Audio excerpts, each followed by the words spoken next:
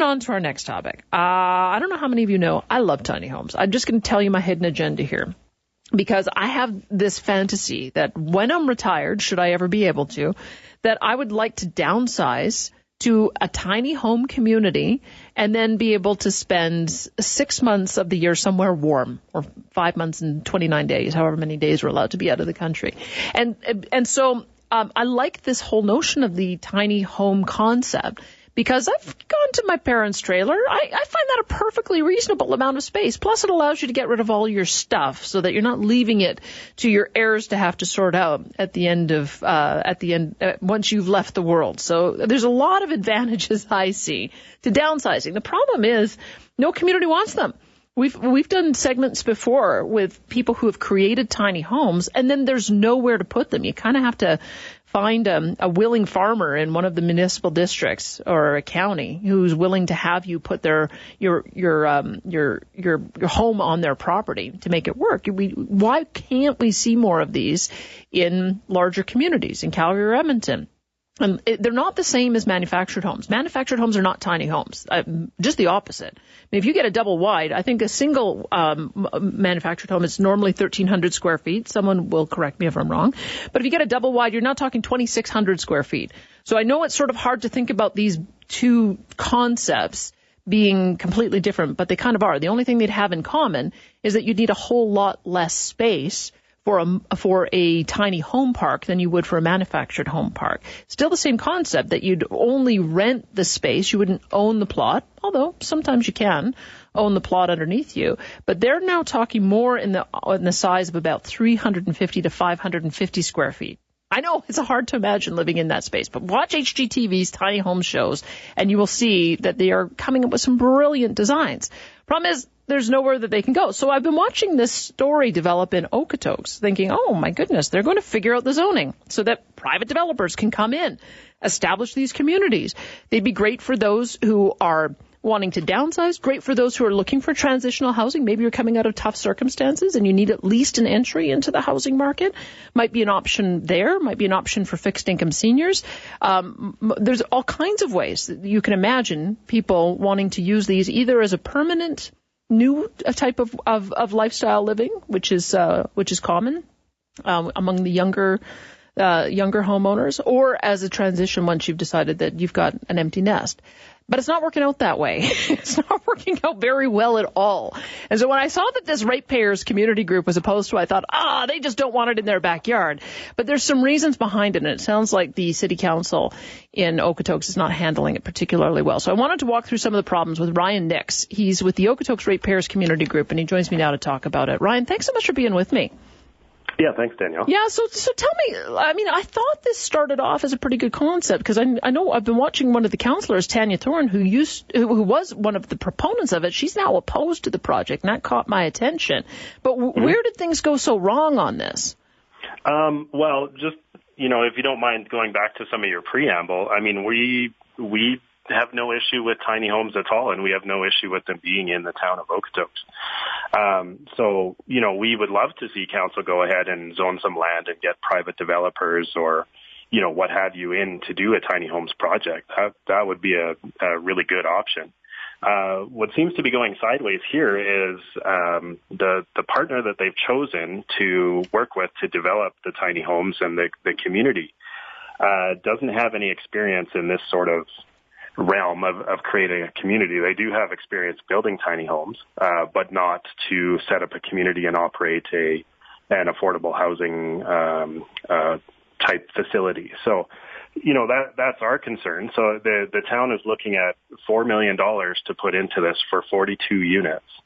And that's just the town portion. Our understanding is that the other group that they're partnering with, which to our knowledge is not actually even a formed nonprofit organization yet, is coming up with another $4 million to make up the total for the project. And so if you do the math on that, I think when I did the math on $4 million, it's about $100,000 a unit. If it's actually $8 million, it's $200,000 a unit. That's no longer in the realm of affordable housing. Well, exactly, and that's our point. Is that this is not like it's being put out there as affordable, or they've actually changed the word to attainable housing, which, I mean, to me, if your income's in the right spot, any house is attainable. But, that's the whole issue, is it's being held up as this attainable housing project, yet if it's $8 million across 42 units, I mean, we're upwards of $200,000 a unit.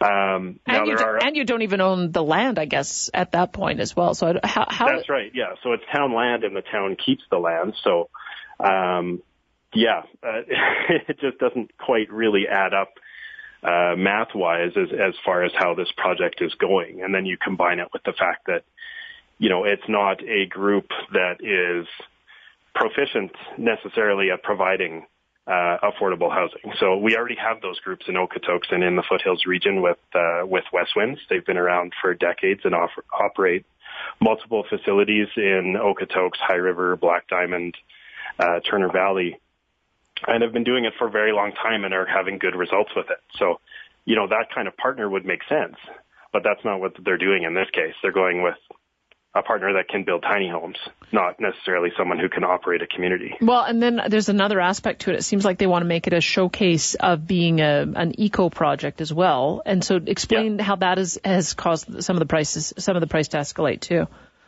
Well, and again, I mean, a lot of the actual details of this project are still evolving and are still not complete. So that's another big red flag, is that all of this is changing. We haven't seen any designs for the homes themselves, or, tiny homes that you see on TV.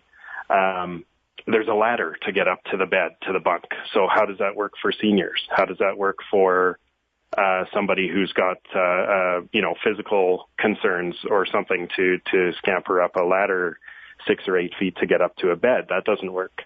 We're not saying necessarily that that's the design, but we haven't seen any design. So we can't really confirm that, that these would be accessible, right? So,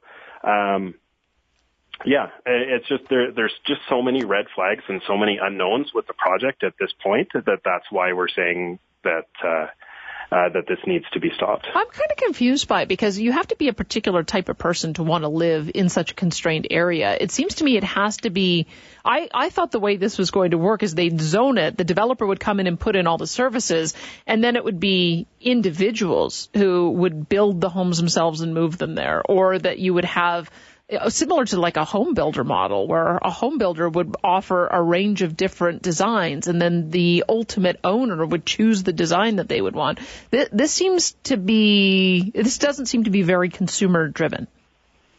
Well, and that again is our concern. I mean, there I'm sure is a market for this housing. I mean, the town itself has 400 people that have signed up to be interested in the tiny homes project, and then a further 60 that have gone farther to say that they're interested to look at purchasing a tiny home. So to me, there's demand there. So why would a developer not jump at the opportunity to be involved? And if they want to make it affordable housing, well, why not get a group like West Winds involved, have them, give the land to them or lease the land to them, let them manage the developer or the development and the developer and contractors to build the homes that they need there. That would make way more sense than the town trying to do this with, from what we can see, a single guy that makes tiny homes, that doesn't have experience on a greater project like this. Or even Habitat for Humanity, because one of their models is to have the ultimate homeowner put in a little bit of sweat equity into the property as well. Well, and interestingly enough, we do have Habitat for Humanity in the same neighborhood. They worked and built a bunch of duplexes that are not far away from this proposed development. And West Winds that I mentioned before, they are also doing an affordable housing project with Rowan House that is, again, in this same neighborhood. So those are already being done. We could do more of that. Okay. And that would make more sense. So you say that you don't have much information, but you've got, so tell me where you get these numbers from, because you say the housing's not affordable. So you'd rent the pad for $500, and then there'd be a purchase price of $120 for a tiny home. How do you have those numbers? Because again, that doesn't sound to me like that doesn't sound particularly affordable.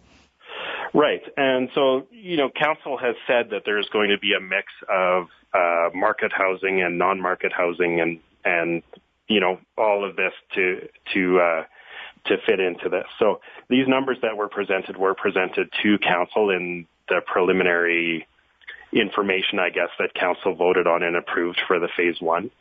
So the pricing there is based on what the town had presented. So they're projecting a $500 pad fee and a purchase price of $120,000. So if you work out the mortgage on the $120,000, that's somewhere from $600 to $800 a month, depending on your interest rate that you get, and then your pad fee of $500. And I know you mentioned in the preamble that you can't relate it to a mobile home park or manufactured home park, but pad fees on those in Calgary and area are typically $800 to $1,200.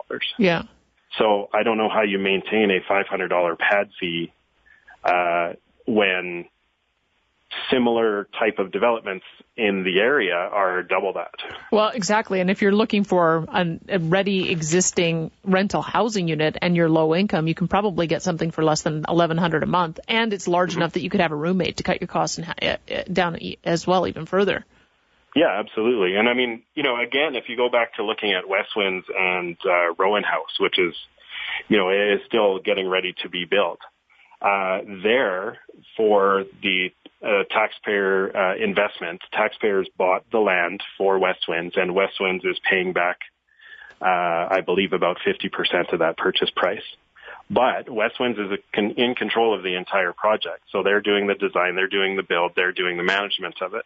Ryan, let me pause you for a minute because I don't want to run out of time, but I want to understand if you think that there's any way for the town to get this project back on track. Because I would like to see a demonstration community, sort of a pilot project that could become a model for other communities to look at. But this doesn't look like it's it. So I'm wondering if you've got some recommendations in that regard. We're talking to Ryan Nix, the Okotoks Ratepayers Community Group. They're trying to build a tiny home community, but the costs have escalated way out of control. And now there's big pushback, not only from a couple of council members who were originally in support, but also from my guest. And we'll continue our conversation with him when we get back on Chorus Radio. Say hello to some new furry friends this summer. From goats and alpacas to a miniature pony and even a peacock. See them all at Farm Friends Petting Zoo at Granary Road. Granary Road's Activity Learning Park is now open for the season. Bring the whole family for 36 acres of activities and games that will energize, entertain, and educate. Get your day passes today, and seasonal memberships are available for a summer of endless fun. For more info, visit granaryroad.com. When it comes to retirement planning, many people will tell you we do that too. At the Popowich Carmali Advisory Group, CIBC Wood Gundy, retirement is all we do. You've heard us talk about retirement, wealth, and lifestyle for years. Now talk to the experts about yours. Contact us today at pkag.ca. Deer Park at Gull Lake, where you can build your dream getaway, nestled in the forest amongst nature. And they're up for auction. Hanson Land Brokers are putting 44 1- to 2-acre lots up for online auction starting at $29,000 today. Forest, lake views, and pastures for your horse. Own minutes from Gull Lake for a fraction of the retail price. Register today at hansonland.ca. That's hansonland.ca. Hanson Land Brokers, Alberta's accredited land consultants. Hello, Alpine Credits. Hi, I own my home. I need money for approved. Wait, that was mine. Approved. Hey. Approved. You own your home, so you are approved. Please stop. Okay, I'm sorry. I was just... Approved. Ha! Oh, you got me. So I'm... Approved. Own your own home? At Alpine Credits, we try to approve all home equity loan applications, regardless of your credit, age, or income. Alpine Credits. Homeowners get approved. Visit alpinecredits.ca. Some conditions apply. The sock monster may be cute, but he's also annoying because when you get to the end of the season, you'll notice stuff's gone missing. No worries. Now's the best time at Ski Cellar Snowboard to replace all that's lost and to buy yourself something new. And remember, if it's big, that sock monster won't be able to eat it. Also, our Nick Wax and Base Wash can rejuvenate your clothes, and our boot fitters can make your feet happy. We aren't afraid of the sock monster. Spring to SkiCellarSnowboard.com for details. no! The neighbors are trying to break into the house again! Again? It's like a zombie apocalypse! They say it's too hot, and our place is so nice and cool. Well then, they should have got new energy-efficient windows and doors from Gino like we did. I tried telling them, but they won't listen. Fine, let them in, but one at a time, single file. Renovate and relax this summer with new windows and doors from Gino Renovations. Get an on-site quote, pick the installation date, find your comfort zone. Thank you. Visit Gino.com. At Jubilation's Dinner Theater, you'll experience incredible interactive entertainment at a great value. Take a step back to the crazy 70s. Jubilation's Dinner Theater presents Mamma Mia! Here we go again. On right now. Visit jubilations.ca. Staying on top of the stories you're talking about every day. The Morning News with Gord Gillies and Sue Danielle. Weekday mornings on 770 CHQR. Harness and leash training so you can take them for a walk. So that actually, because we've tried that, my kids thought that would be a great idea with a cat. He just lies on his side and goes, that's not happening. Isn't it like putting a jacket on a dog, though they're embarrassed to be out there in the public? The Morning News with Gord Gillies and Sue Danielle. Weekdays, 5:30 to 9:30 on 770 CHQR. For goodness sake, I got the hippie shake. All right, my guest is Ryan Nix, the Okotoks Ratepayers Community Group. Ryan, just a couple of things because people don't know some of the references you're referring to. Rowan House is a shelter for women fleeing domestic violence. And West Winds, as I understand, that's a nonprofit group that builds affordable housing, right? You there, Ryan? Sorry, go ahead. I'm just asking you to clarify who Rowan House and West Winds are, because you've mentioned them a number of times in my audience. Don't know who you're referring to. What do they do? Right, sorry. So West Winds is an, I believe, nonprofit organization. They're in the Foothills County area, and they operate affordable housing facilities and buildings. Okay, so that's why you're mentioning them, because they have the expertise. And then, as I mentioned, Rowan House is for women fleeing domestic violence. Here's the thing that West Winds project it's a 60-unit West Winds facility for affordable housing. Yeah. And then they also have, I believe it's a 12 or 16-unit shelter for women, and that's the Rowan House portion. Here's what I would observe. It seems to me like they don't know who their target market is, because if your target market is hipsters, young kids, millennials who ultimately will have high income but just want to live the lifestyle, that's one market. If it's veterans or seniors who are on fixed income, that's a different market. If it's people who might otherwise be homeless or couldn't get any other type of rental, that's a whole other market. It seems like they're trying to lump all of these competing consumer groups together, and they're coming up with a bit of a Frankenstein monster. That's my impression of it. Is that your impression of it? Yeah, I would agree with that. I would also say that by taking the eco-village direction on this, that it's the same thing with the objectives of the project. So it's not an affordable housing project alone, where we can make sure we efficiently invest our money to get the most amount of units and help the most amount of people possible. By adding the eco-village component, they're trying to have this showcase of environmental building and all of that wrapped into the same thing. So you've got two competing objectives there, because that building standard is experimental. It's going to be much more expensive because it's not mass-produced and not traditional building practices, so you're going to have specialized people in there to do these specialized systems. So by having those two competing objectives, you're driving up the cost of the project. I mean, if we go back to the history of the project, it was originally proposed at $2.62 million in February, revised to $3.3 million, and then again revised to $4.26 million. So it's almost doubled in just a few short months, and the project hasn't even started yet. Wow. How do they salvage it? If the goal is to create a tiny home community, how can they salvage this project? What should they do? Well, I mean, we're calling for stopping of this project just because it seems so out of control. If they were to revisit it, we'd like to see them go back to the standard developer model, where the town zones the land appropriately for smaller homes. And then finds a developer that's willing to take it on and put in the utilities so that taxpayers are not having to cover that. And then it's turned over to a builder who would actually build the homes, as you mentioned earlier, to suit the purchasers. That seems like that would make way more sense than, trying to do it this backwards way. Well, Ryan, I'm looking. Okay, hold on one sec. I'll get you to finish your last comment, but I'm getting. I know I have to bump up against news here, so let's get to news, and then I'll get you to finish your last comment. Stay with us. We will continue the conversation right after this on Chorus Radio. What would you do if you knew there was a place to learn step-by-step strategies designed to help you make the right moves inside the financial markets? A place to develop skills that could help you generate income and build confidence toward your retirement goals. At Online Trading Academy, we know how to teach people the skills and knowledge that could empower you to take control of your financial future, so you can spend less time worrying about life and more time living it. Start by taking our free introductory class. For over 20 years and across 50 locations worldwide, Online Trading Academy has been teaching people, just like you, skills designed to help you learn to invest with the confidence of the pros. Call 844-707-TRADE for 2 free tickets to a class here in Calgary and receive our Professional Insiders Kit with lessons from our top instructors just for attending. That's 844-707-TRADE or visit OTAclass.com. 844-707-TRADE or OTAclass.com. Are you renovating your kitchen? Visit Coast Appliances and get the most up-to-date major appliance deals from top brands like KitchenAid, Whirlpool, Maytag, Electrolux, Frigidaire, and Bosch. Right now, get free local delivery on all qualifying Samsung purchases of $999 or more. See Coast's latest flyer online at coastappliances.com and then coast on into their Calgary, South, or North locations and shop for appliances your way. Coast Appliances. Brands you want, expertise you need.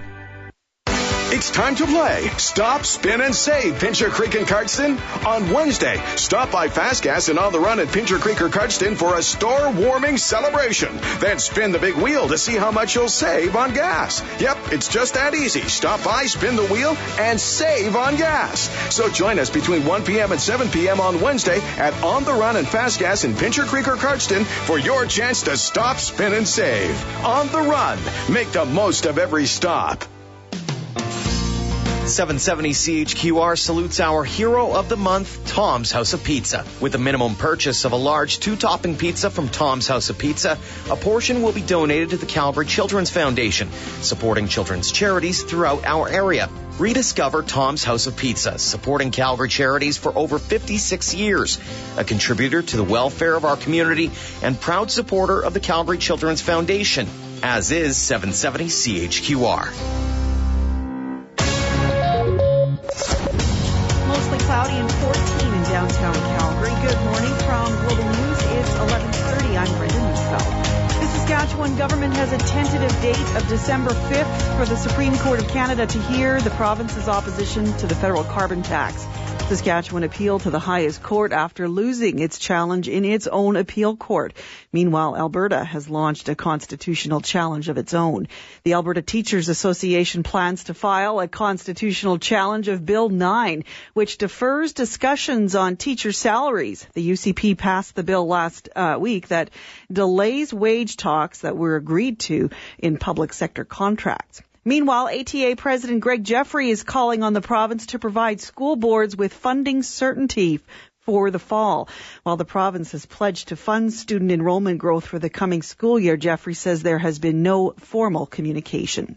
Global News Calgary weather, increasing cloud today, showers or thunderstorms and a high of 16, down to 7 tonight, and cloudy with thunderstorms and 16 tomorrow. Right now it's 14. Breaking news when it happens. Our next scheduled news at noon. I'm Brenda Neufeld. No matter what the weather brings, the temperature is always perfect inside Cowboys Casino. Eat, drink, and play just steps away from Calgary's biggest summer party. So whether it's where you start or end your stampeding, swing by Cowboys Casino and be the center of attention in the center of attraction. Open daily from 9:30 a.m. until 3 a.m., including a 24-hour poker room. Make Cowboys Casino part of a fun day on the grounds. See more at cowboyscasino.ca. At Horton Auto Body and Paint, it's not so much about your car as it is about you and getting your life back on the road. Horton Auto Body's close relationship with leading insurers means no unnecessary delays. They use only the latest in repair technology and guarantee their work for as long as you own your vehicle. Horton Auto Body and Paint cares about what they do, and most importantly, they care about you. Hi, I'm Joyce Healy, proud owner of Horton Auto Body and Paint for over 25 years. Come on by. We'll make your baby's boo-boo better. Make no mistake, Jock Wilson will tell you what he really thought about the game and invites you to do the same. Sports Talk with Jock, weeknights at 7 on 770 CHQR. Gather round, hold hands, sing Kumbaya. Okay, maybe not here. Danielle Smith on 770 CHQR. Brought to you by the Popowich Carmeli Advisory Group, CIBC Wood Gundy. Okay. I just wanted to make sure that we got all the issues on the table. I've got a few comments coming from you. Some people are saying it's a new age trailer park, and it kind of is. I know people prefer to call them manufactured home parks, but they're smaller. So here's what I don't understand. If you're building a home that's 1/8 or 1/4 the size of a typical manufactured home, then why wouldn't the lot fee be 1/8 or 1/4 the price? Like, so rather than $500, why not $100 or $200? Because we've got a couple of people saying that it's the pad fees that are causing the problems, saying, I own a mobile home. Pad fees are causing foreclosures, and you cannot sell because of these fees. I've got a number of you as well in the construction business saying, these are a building code nightmare. And I've got this comment that came in, I believe, from Phil. He says, doesn't matter how big your house is, the cost of land will always be the issue. As far as design goes, they must meet Alberta building code, which means no ladders to the second floor. You can build small, 800 square foot or less single-family homes with conventional designs that are affordable, $125 per square foot as long as you finish the interiors moderately. 800 square foot home would cost about $100,000 to build. Tiny homes are nothing more than a temporary fad. Better off buying mobile home. But shouldn't that be the decision of the person who wants to buy it? If you want to buy a home like this, maybe you want the mobility aspect of it, but you don't want something as large as a traditional manufactured home, which is, I've just confirmed, 1,575 square feet. So there seems to me that there is a market for this, but you got to set the design up properly. So Ryan Nix is telling us how he thinks that they can make it work. He's with the Okotoks Ratepayers Community Group. So Ryan, the one track that you described would be if you wanted to make it a essentially entirely developer-driven project. But then if you wanted to make it an affordable-driven project, is there any way to salvage this? Well, I think so. I mean, the main issue here is that there's no business case that town administration has done for the project. And that's the real big red flag. So they want to spend this $4.26 million of taxpayer money with no business case. So if you were to go back and have developers involved in more of a private situation, they're going to do that business case. They're going to gear the units toward what the market will accept as far as that goes. If you want to look at doing it in an affordable case after that, get a group that's experienced at managing and building affordable homes to be part of that. Okay, that would be much more appealing. Can I ask you if this is at the root of some of the opposition to it? Glenn has a daughter who lives in Okotoks and says, could you ask your guest about the petition that the residents of Okotoks have started opposed to the small homes project as they think it will attract the wrong type of people?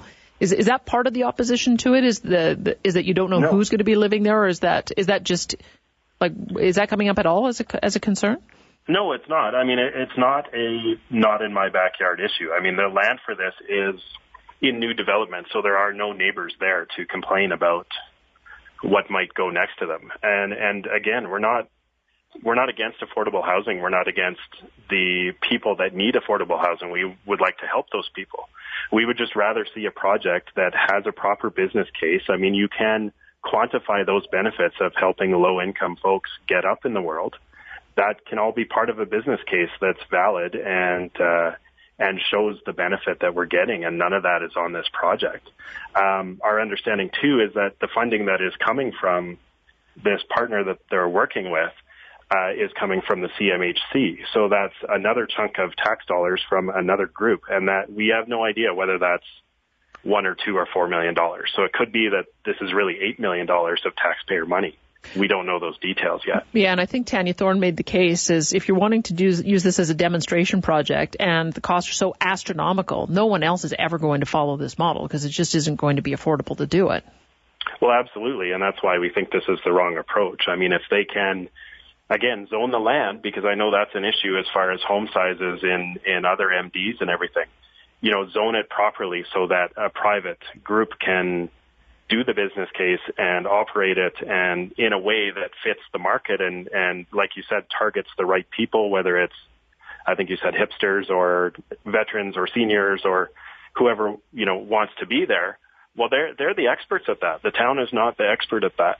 So I don't know why the town wants to be the developer and the town wants to make all these decisions that are not market driven. I think you raised some great points. Where do you think this is going to go from here? Is there enough opposition that they're going to shelve the project? Have you convinced them of that, or are they going full steam ahead? Well, we hope so. We made a good case to council last night.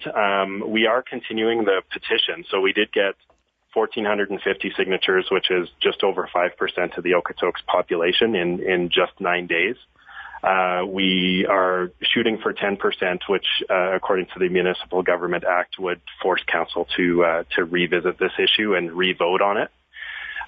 So we're continuing that petition, but council is still in control in that the 50-year lease for the land that is part of this project is due to be signed before the end of June. And so if council decides that that lease is not appropriate or the town is not protected, they can decline to sign that lease, and that would postpone or cancel the project because that land part is key to what's going on here. So, council can still make that decision without our petition, but considering the amount of support we've seen over the past 9 days, we're going to keep going. We're going to get well over the 10%, I think, quite quickly, and we'll be able to present that to council to force them to reconsider. Wow, with 5 days to go. Okay, we'll keep an eye on this. Thanks for the update, Ryan. I appreciate it.